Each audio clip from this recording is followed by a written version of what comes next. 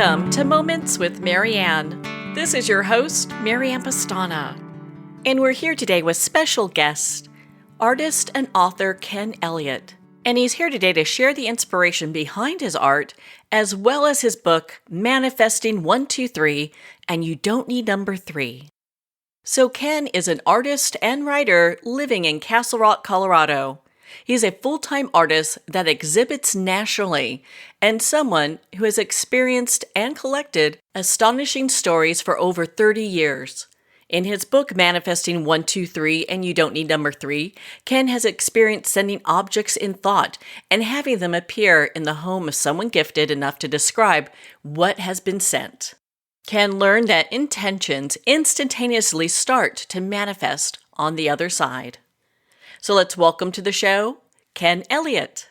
Hi, Marianne. Thanks for having me on the show. What an honor it is to have you here and to talk about not just your manifesting book, but also your art. I mean, my goodness, before we get into your art, why don't you share a little bit about the manifesting book? Like, how did that even start for you? Well, once upon a time, I had a personal problem, couldn't fix it. And I had never done this before, but I went to the top and I shot off a prayer when I'm driving the car, just going along and said, things are really messed up. I need some help right now. And one thing led to another, but within a period of about 2 weeks, I had the phone number for Judy Goodman. This is a woman in Georgia that is highly acclaimed and could be the most gifted person on the planet. That's a big statement, but certainly the most gifted person I've ever encountered, and I know a lot of beautifully gifted people. I'm not trying to say anyone's better than the other, but she has an array of gifts that I've never encountered before. One of those things was if you sent her something in thought, she would get it. And a friend told me about that, and I went, what? So to preface the book, this is how it all started. I also, at the time of meeting Judy, I was doing a website for William Buhlman. He's one of the premier out-of-body authors here in the United States. And I don't know about what's going on in the East, but in the West, he is one of the go-to people. And we were good pals. And I'm talking with William one time, just doing a chat up. And it's a private conversation. She said, sometimes when I go to the other side, I see the wishes that I make arrayed over there in various stages of formation. And what? You mean they're just lined up against the wall or something? He said, well, it's kind of like that. If I've been working on something for a very short time, he would make a list. Mm-hmm. Guys don't make lists, do they? I mean, people tell me when to get to the grocery store. I write it down and I come back with not everything. But he's a list maker, and he told me the things that he would write down would come true. And he would tell me those things in advance, so they would happen. So prior to all of that, he simply made that statement that everything on his wish list would be in various stages of formation. I said, what are you talking about? He said, well, if I've been working on something for a short period of time, it looks like a puff of smoke on the other side in the spirit realm while he's out of body. And if I've been working on something, we'll call it a van, I've been working on this van, it's on my wish list. I look at it every day. And that thing starts to take form. It goes from a puff of smoke into something that starts to take on the shape of a van. Mm-hmm. Down the road, the more intention, the more layers of intention he puts on that. He looks at it. It becomes fully formed in 3D over there. And he said, it's going to come over into the physical world. Now, we don't know how. And with all the stories I've got back on the book, I think one of the easiest things for people to get is a car. They keep making them all the time. So I thought that was crazy. So I called Judy Goodman. I had already sent her things by thought. And I played around with it a little bit. No, I hadn't done that yet. Forgive me, I got to back up. There's just too many stories that are layering on top of each other. Mm-hmm. I hadn't done this before with Judy. So this was new information from William Buhlman. Buhlman. And so I called Judy. I hung up the phone and said, hey, William? And he just told me that he can see his thoughts taking form on the other side or something, like puffs of smoke, and they turn into 3D things and they come over into the real world. What is that? She said, well, that's true.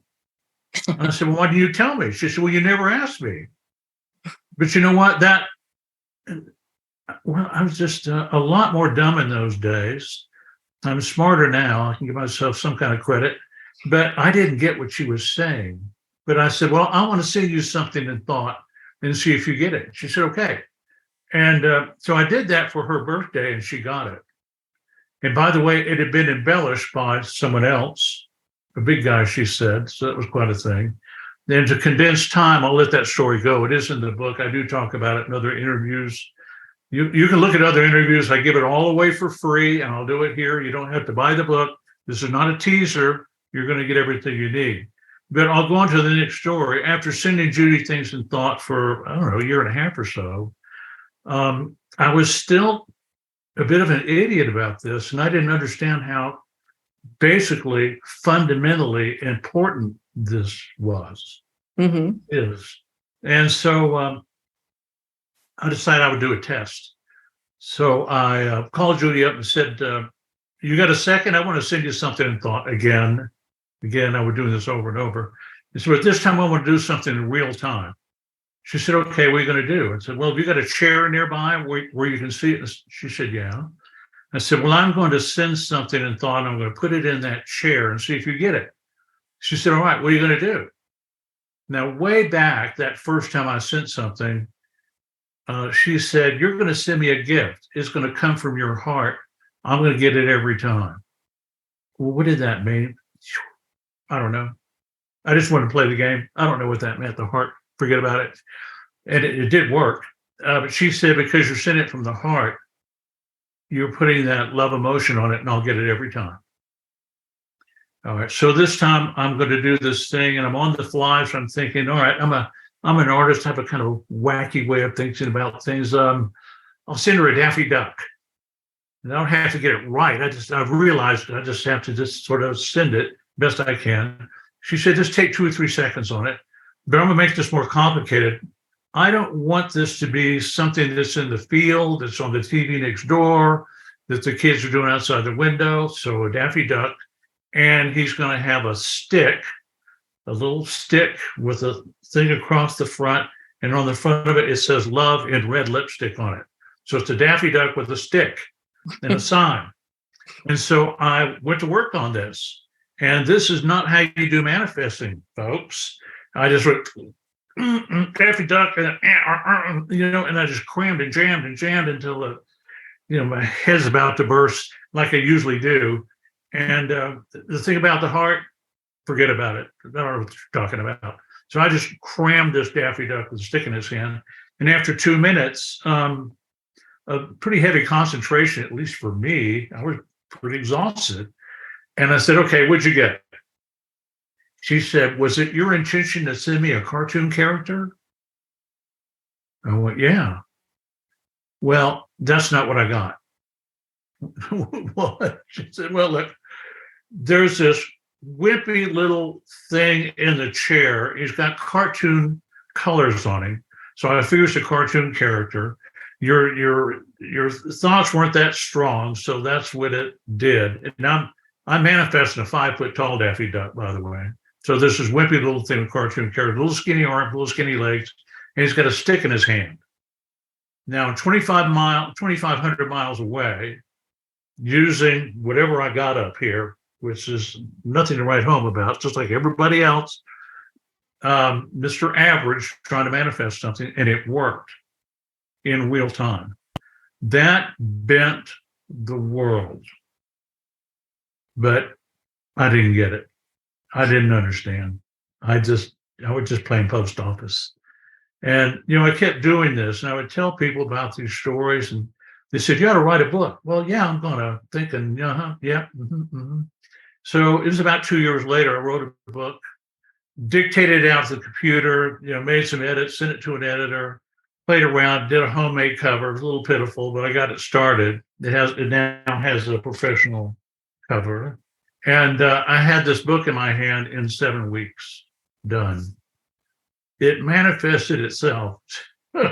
Essentially, it's really not my book. It's things that I've learned from Judy, other sources, and it's full of stories. It's It's a story-driven book. And if Mm. they can do it, you can do it. But the evidence shows that our thoughts create form, just like William Buhlman said. And the more we repeat those thoughts, the more and more solid they start to form on the other side until they come over into this world. Now, that thought is driven by one of two things: love or fear. Remember the heart?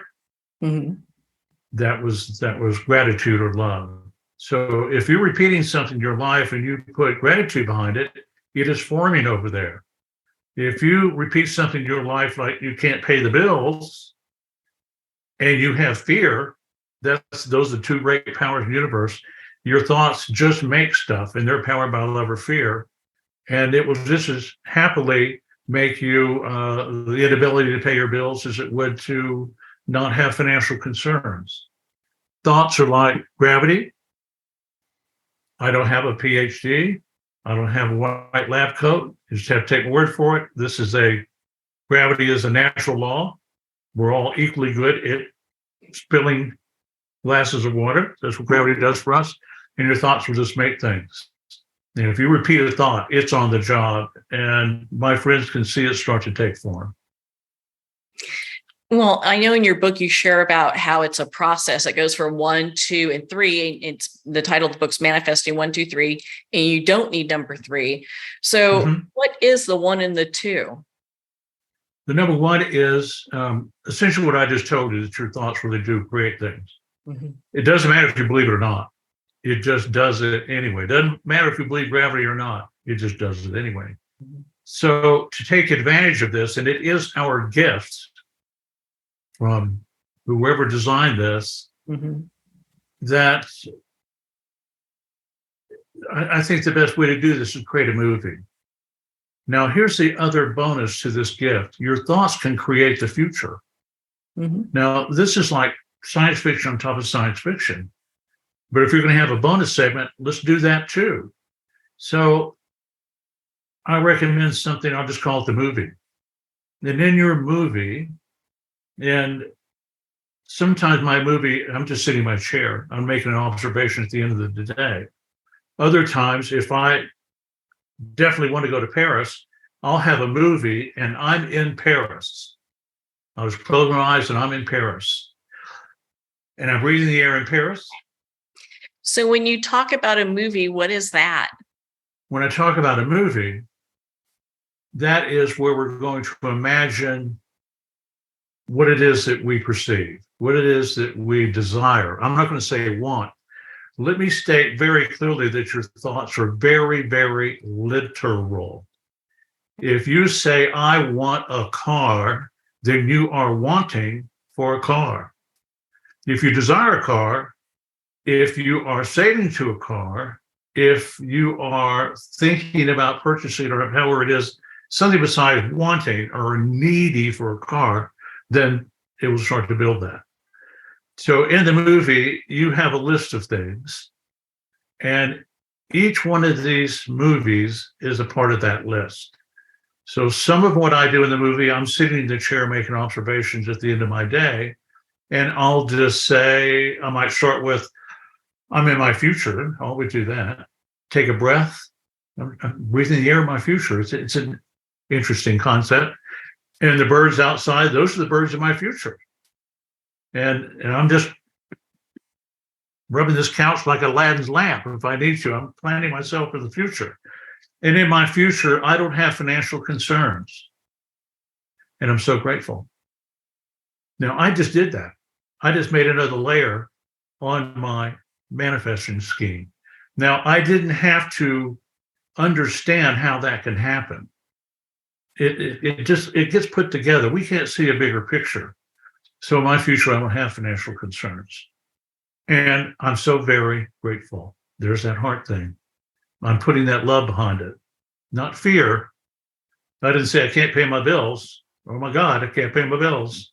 I don't want to form that. So if I want to go to Paris or have another wonderful vacation somewhere, anywhere, I'll simply state, I'll close my eyes and I'll just imagine this happened to me. I put my bags down in the room, and I go out to the balcony. I put my hand on the balcony, and I look out, and it's just white. I don't know where in the world I am, but I'm so happy to be there. I'm so grateful to be there. That literally happened to me within 3 or 4 months after I started putting that in there. And when I looked out, I was looking at the Caribbean from a friend's house, their guest rooms. That was a bit of a shock to actually have that happen when I put my hand on the rail. So with each scene, that's what you do. And I'm going to speed through this a little bit because we have limited time. The number 2 thing is fear. And I just don't have the means to tell people not to worry about things. I don't know if anyone's ever come up with the perfect answer for that. But what came to me, and I literally was given this, I was at wit's end because I manifested a big fat house with a big fat payment. And now that was coming due, and I just ran up a lot of money on the good old Amex card. So I'm looking at a whopping bill coming at me, and I went, oh my God, I just got a 30-year mortgage on this house. I have to hit a grand slam home run every month. Oh my God, I'm scared. And so I'm trying to figure out how can I can't be scared. I know I'm making a favor to pay, and I'm going through sports analogies, swing through the ball, hit it over the fence. Nothing would happen. I couldn't come up with anything, and I just sat quietly. And this paragraph came in, and it said, take action on your worries. I couldn't hear it, but those were not my words. Take action on your worries. Well, what is that? And then I got more info, and it was, if you're having difficulty, we'll call it financially, then make a list of things to do. We're going to take action on that. Call your boss and give him some reasons why you should get a raise, why you're valuable to the company. Call a mentor in that field, or a mentor period, and see if there's something else that mentor can think of that suits your abilities. You may have people that owe you money. Start sending them out little notices or call them up on the phone. You hate to do all those things, but you got to take action. And at the end of the day, you can't get it all done. You get done what you get done. They don't return all your calls. But at the end of the day, if you start to worry, you say, I've done everything I can do today. Get some sleep. Just stop and start it up the next day. So the things I'm concerned about, didn't say worry, things I'm concerned about, I'll take action on those. And unlike everybody else, I may put them off and may not get them right down the list every day. But I realize if I keep repeating that fear, it's coming to me. It's being formed up, and my friends can see it. So I can't have that in my life. The number 3, well, you really don't need number 3. As I stated before, the number 3 is really this. You don't need to do anything. You don't have to suit up in your Supergirl suit or your Superman suit. You don't have to achieve perfection. You can be the guy in prison, and you're still worthy. We're all worthy. We make mistakes. We're not perfect. We just can't be perfect. It's not, the world's just not that way. So give yourself credit. You have been given this natural ability to manifest things. When I look at New York City, I just imagine that was all puffs of smoke. And these people get in on these original intentions, and these skyscrapers come out of the ground. When I look around the room, everything here was a thought first. People who made the glass, people who made the carpet, people who, the trees came from a nursery down the street. It's the grass was seed from another nursery. There's very little around us that occurred naturally. It was always somebody else's thought first. So we can take charge, but we don't have to be special, something special to do it. We're all perfectly endowed to make things happen. So I would encourage you to start today. Start right now. Turn this thing off and start right now.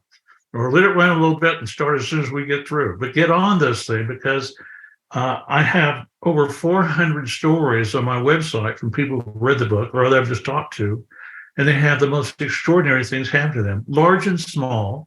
I like to say extraordinary, but if you get a change in your life that you thought up, that's pretty special. Very special. I was so impressed with all the people that write in due to, could be health issues or money issues or relationship issues. Mm-hmm. So it's interesting how many really put themselves out there looking. We're all kind of looking for some of the same things, love, you name it. Mm-hmm. So Mm-hmm. how, when people connect with you, what are like a couple of the stories you want to share with us? I know we've kind of gone over one. And it's on a variety of things. They don't all happen instantly, although some do. Some have already happened, and then you find out about it. And that's a shock too. It's weird how this stuff goes. There's still things that have been on my list for as long as I've had this book out, for many, many years, and they still haven't come through. Bits and pieces, or it comes for a little bit, but it doesn't completely come through. So I can see that I'm on the right train with this, but it hadn't come to what I would call the full reality.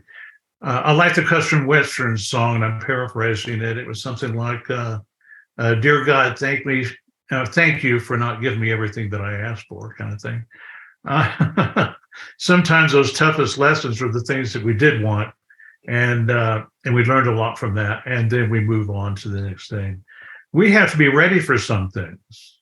Sometimes I'm not well prepared for the thing that I'm asking for, so I need a little polishing up. Or a kid wants a 14-year-old wants a Maserati, and he does all this over and over, Maserati. Now he might get a Maserati poster, he might get a model of a Maserati, but I don't think someone's going to hand him the keys to a Maserati. I just don't think he's ready for it at a soul or human nature level. So those things kind of take care of themselves. God, there's so many good stories. There was, before I made the book, I got a call from a couple. They said, "We want to come over and talk to you about this manifesting thing. We're having trouble with our payments." That's when we had a collapse, real estate collapse. This is before the last recession. And so they came right over.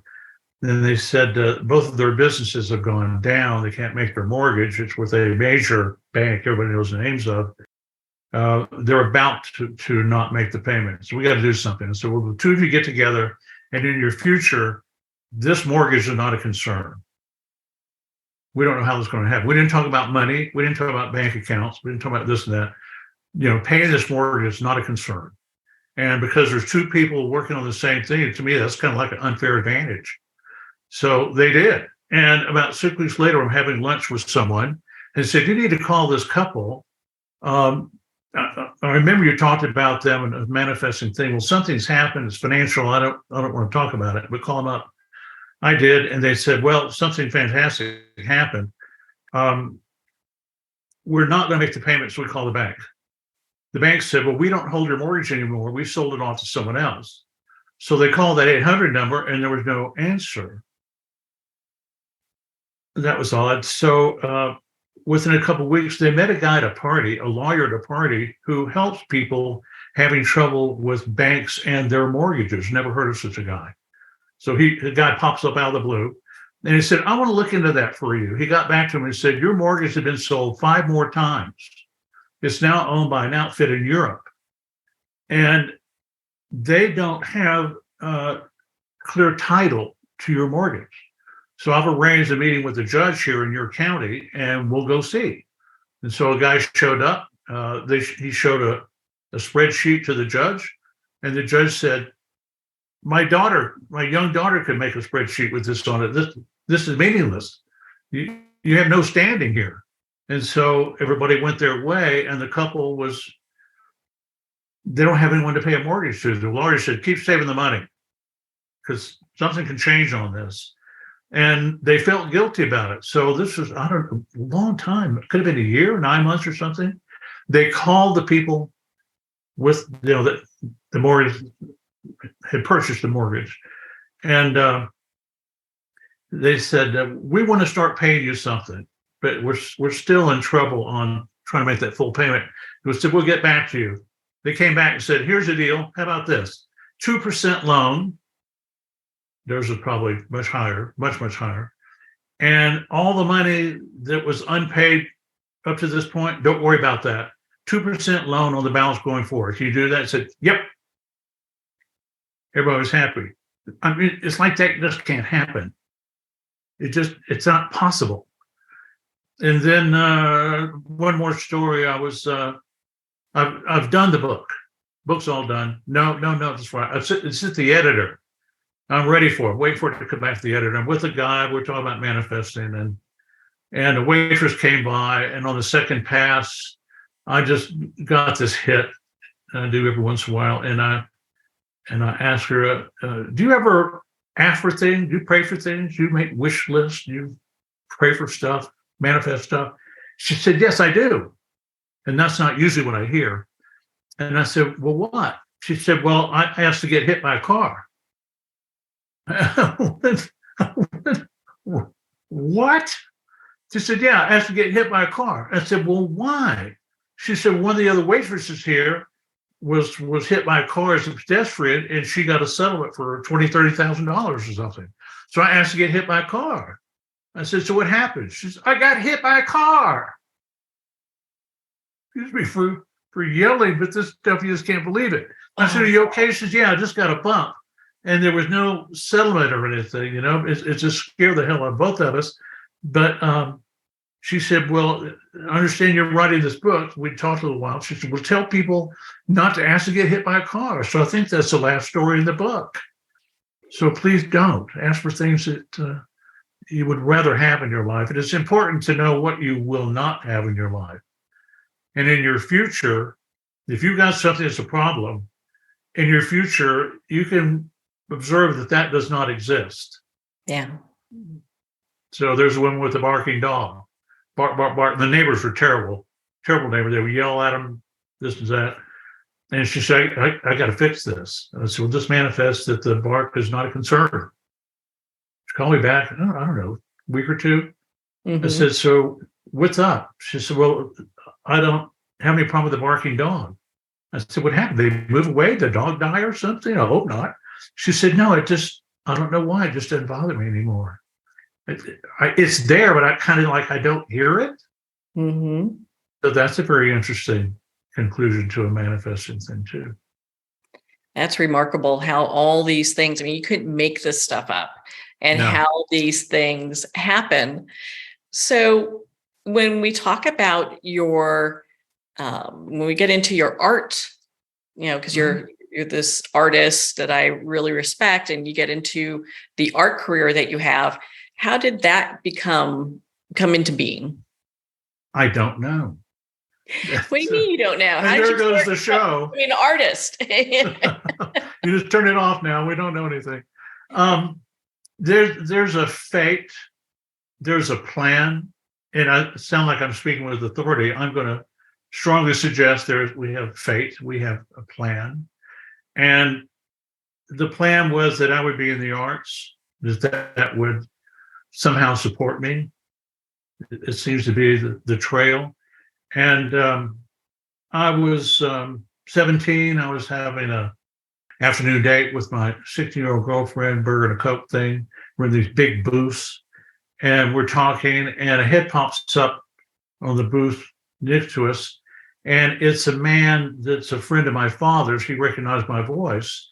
And he said, "Hey, Kenny," that's my younger name. "Hey, Kenny, how you doing?"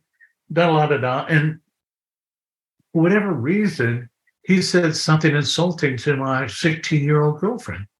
And for the first time in my life, I stood up to an adult.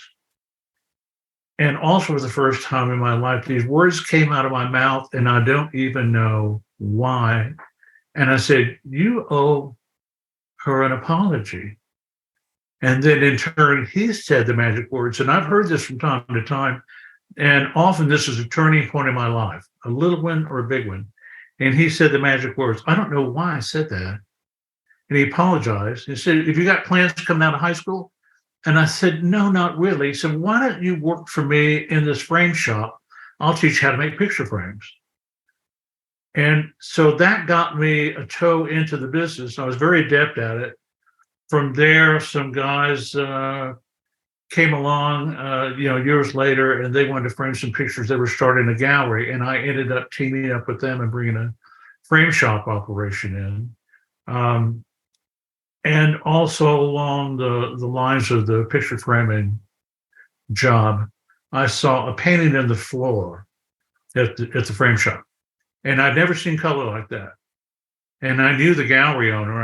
I called him up and said, "Can I get the address for this painter? I want to send him a piece of fan mail." And I did, and I signed it, a fan.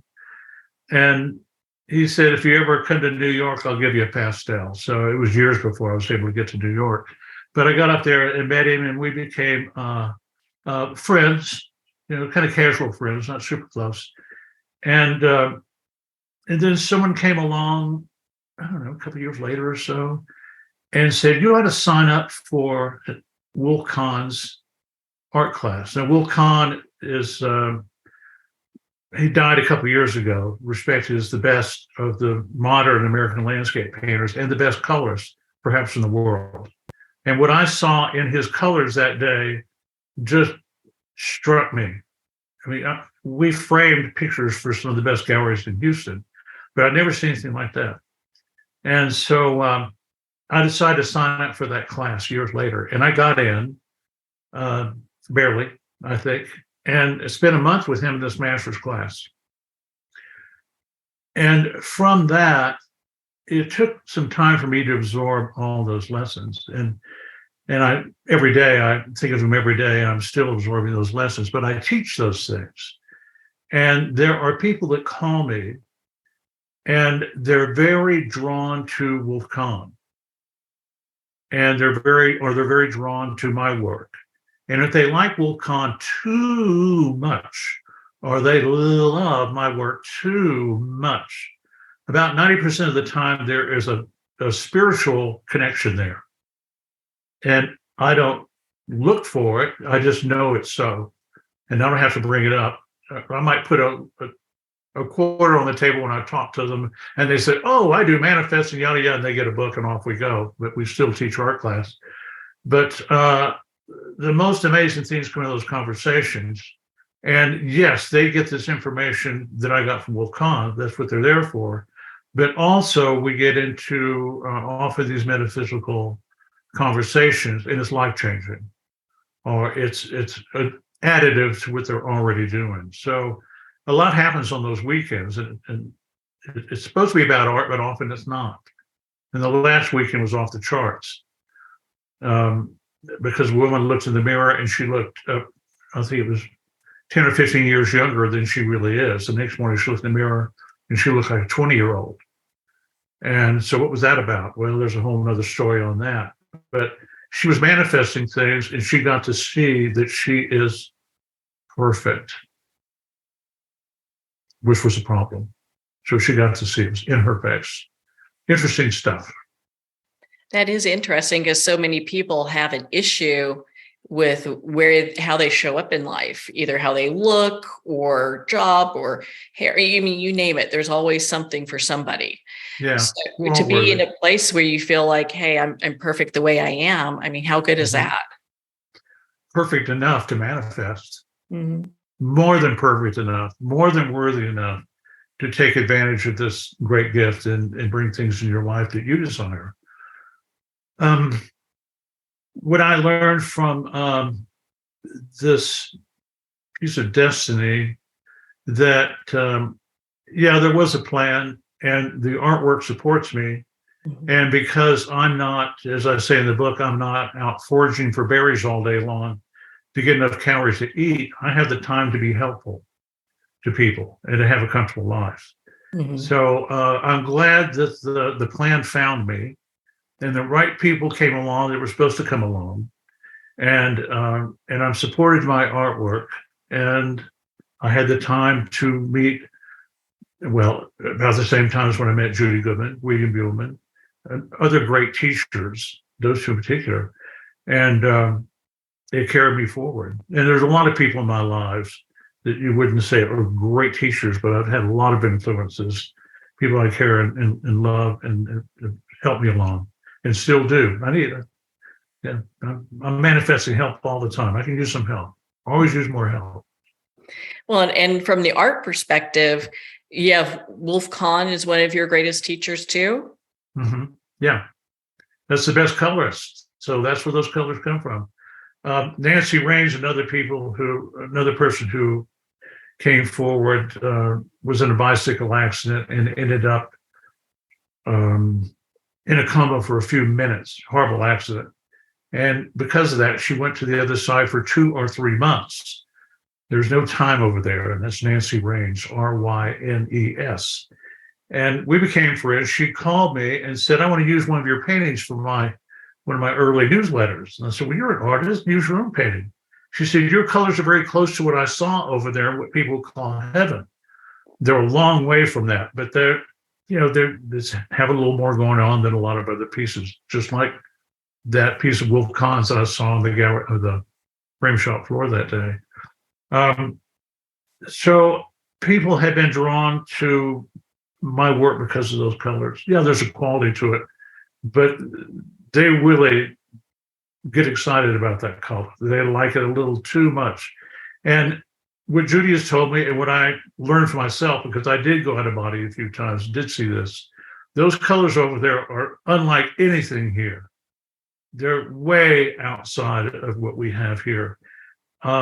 But people see those in their dreams sometimes, but they don't get to remember. And when they see something like that, it's a little touch of the divine. It's that little touch of heaven. And they want that, and they don't know why. I Very love intriguing. that. Yeah, I love that because I've also heard that some people can hear like music coming from your paintings. So I think everyone gets something different. Well, that's a whole nother thing. I had sent a pastel to Judy and it was damaged.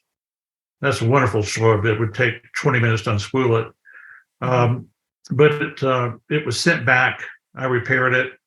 Well, it was sent back and I'm going to fix it. And so I was reworking it because it had little marks from the shattered glass and I lost it. I made it worse. And I couldn't fix it. And I got up the next morning and went in and looked at it again and it was pitiful. And I did another thing that I rarely do. And I said, you've got to fix this. I never asked God, creator, to fix my pastel, all right, oil paintings. Said, you got to fix this. Took a break, came back in there. Oh, that 20 minutes was done, packed it up, shipped it back to Judy. It arrived. That was a whole nother story. And put it on the wall. And she heard music coming out of it that night. And a friend of hers, within a few days, who came over and stayed there for a time, she heard music coming out of it as well. Not my juice, not my plan, but I asked for something and it was validated to them that something happened and validated to me the thing I asked for was put in there and they could hear it. What do you think is some of the greatest lessons you've learned from Wolf Kahn? From Wolf? No such thing as a mistake.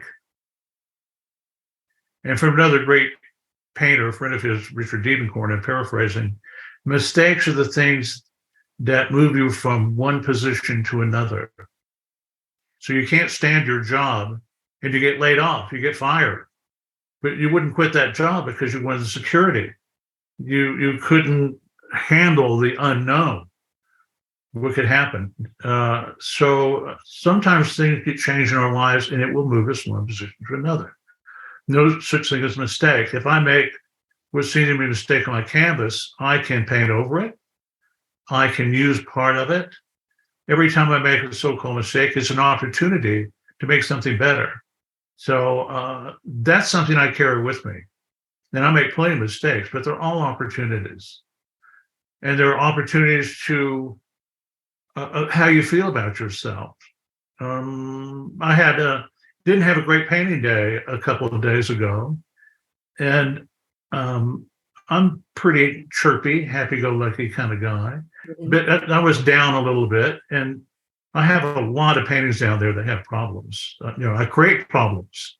And then I solve them. Then they go out the door. That's how that works. But the problems they were just, I couldn't seem to make any headway. I couldn't figure out how to do any of them. So I was a little mopey. And the next day I went in there and I didn't have a lot of time. I don't mind being under pressure. It works for me. And I thought, well, I just got an hour. I'll put some time into this and then I got to go. Well, wow, that worked out really well. And I had a horrible painting and I hit it pretty hard. And I made plenty of mistakes, but there were enough things that carried it through that I knew what to do next. I just need to make a move. And that's another thing that Will said, make a move. He came over to my painting one time, make a move, make a move, make a move. Had a little bitty painting, make a move, make a move. I'm in his art class. People say, what are you going to do with that? I don't know. Don't do anything. Look great. And Will kept coming by, make a move. I'm just trying to get to lunchtime. I got 30 minutes to lunch and I can leave this thing alone. He won't bug me anymore. I don't know what to do.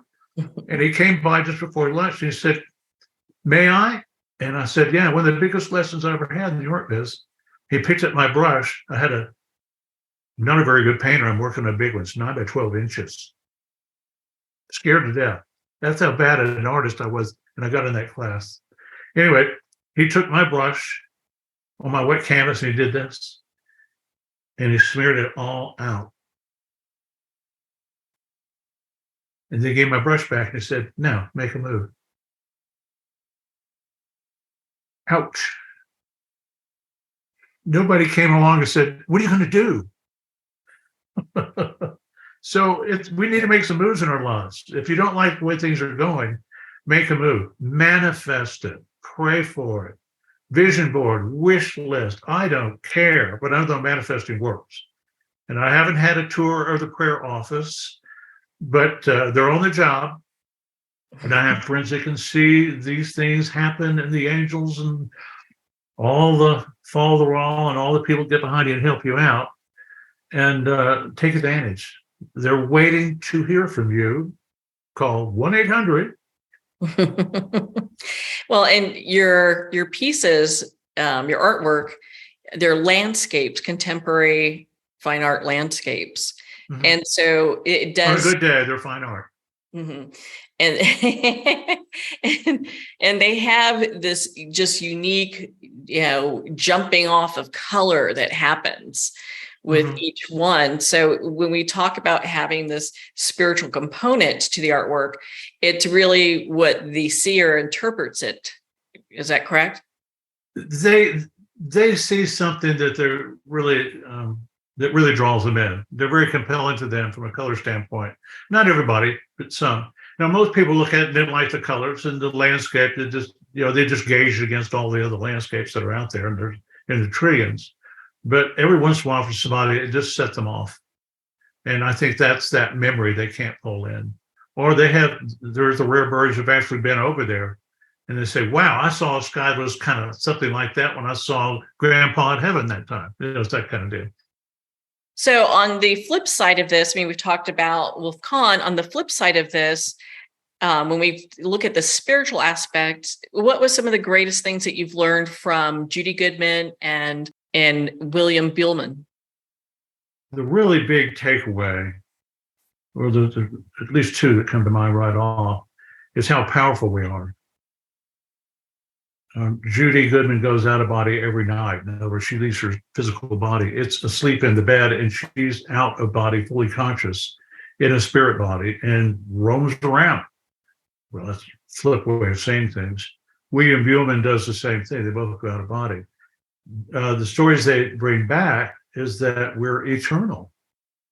And they meet all sorts of other people there, not just humans. There's other life forms. So we're much bigger than this three-dimensional world. And this world is full of limits. And over there, it's not. So when things happen instantly over there. It's like, say, if I want an ice cream cone and I'm on the other side, boom, there's an ice cream cone. Double dip, boom, boom, double dip. I'm back again. I'm pushing on Paris. I'm in Paris with my double ice cream cone. I'm in Paris with my ice cream cone. Yum. So, thought is instantaneous over there. It's slower here because this is a physical reality. It's a 3D, not a 4D, if that is what you would call a 4D reality.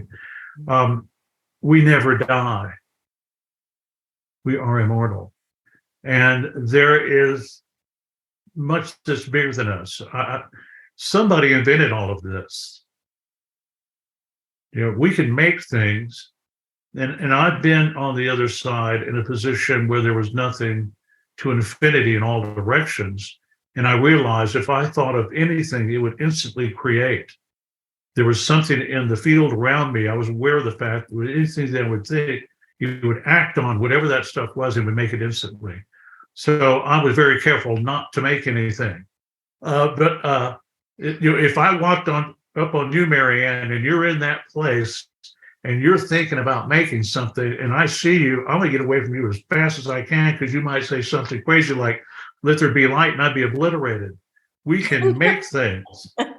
We can make big things. I have seen what I call the edge of creation, where these points of light would take a position where there was nothing, and they could make galaxies or universes or goats. I mean, those were my words when I was watching this happen, and the thousands and thousands of entities were taking position in this thing, in this God mind thing. It's terribly inspiring. It's beautifully inspiring. And that changed me to be around teachers like that with those sort of experiences. So I get how small this is, but it's terribly important to us. It's what we have. And I have an empathy for certain things that have to be into other people that we don't want. The world has a lot of pain in it, has a lot of joy in it, and it's inescapable. We're going to have joy and pain. That's the school. Can I say that?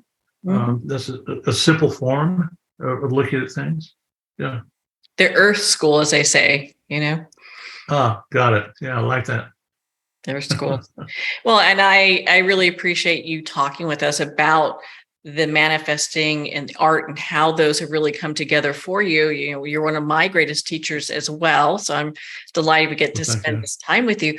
I'm also delighted to be talking about your artwork. And you have several that will be showing.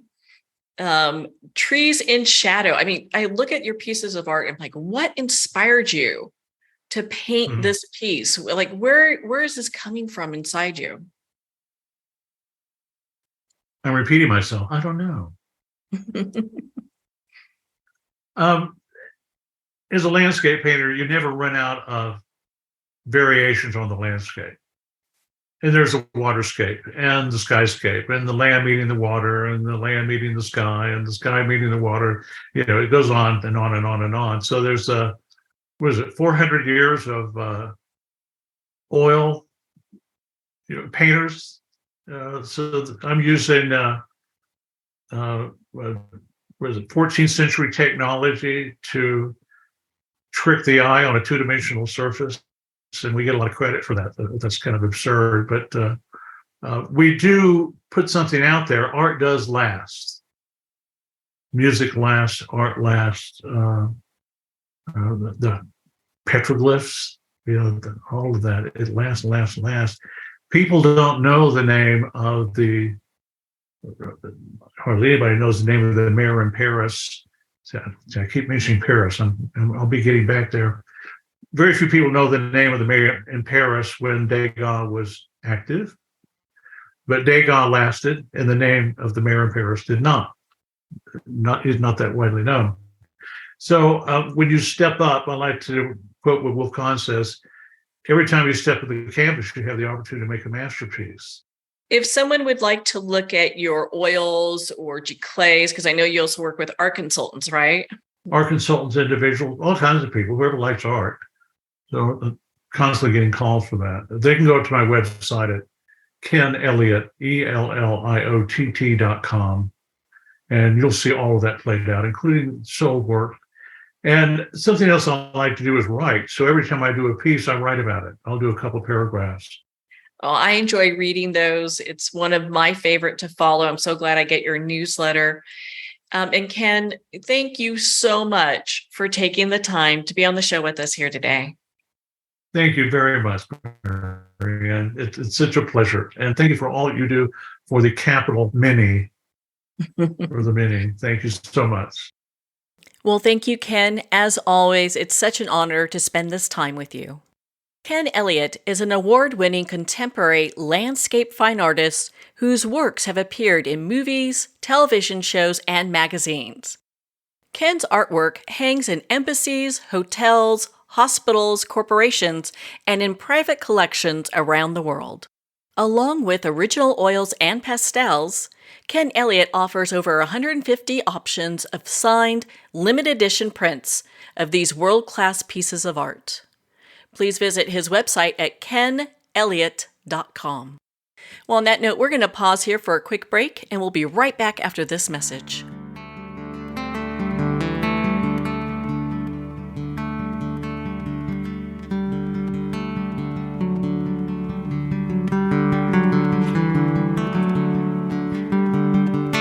I'd like to thank Jason Eastwood at Guitarfulness for sharing his inspiring music and talent with us. His music is known worldwide for cultivating atmospheres of harmony, inner peace, and clarity. Visit Jason's website at guitarfulness.com. Join his newsletter, be part of his community, and download his music.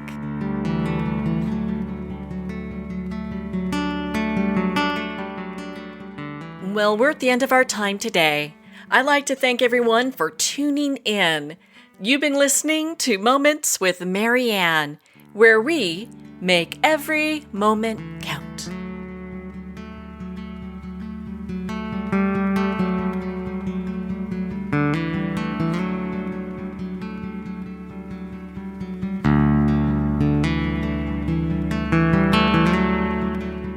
In a single moment, your life can change. Moments with Marianne is a transformative hour that covers an endless array of topics with the best of the best. Her guests are leaders in their fields, ranging from inspirational authors, top industry leaders, and business and spiritual entrepreneurs. Each guest is gifted and a true visionary, a recognized leader in her own work, and while teaching others to develop, refocus, and grow, Marianne will bring the best guest and sometimes a special surprise. Don't miss this. You never know just which moment will change your life forever.